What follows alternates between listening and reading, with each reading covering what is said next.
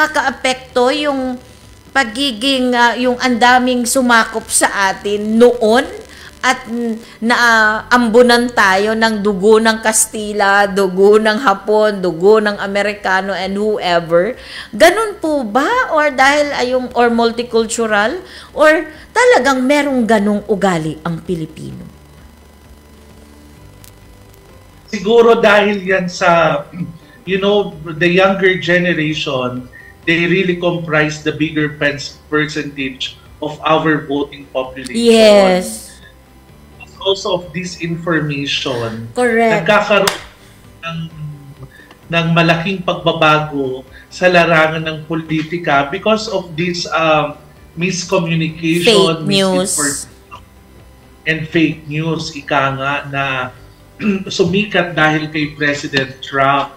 So, I think sa susunod na election or even sa barangay election na parating, importante sa lahat ng botante na pag-aralan natin ng gusto kung ano ba talaga ang kwalifikasyon na kailangan at ng mga kandidato.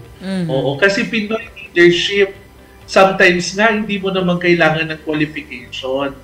To have that integrity, to have that heart, that's already enough qualifications. Kasi everyone naman, they are all entitled to serve. Kaya lang, syempre, when we elect, that's another story. So we have to elect the righteous people based on our own consciousness. Oo.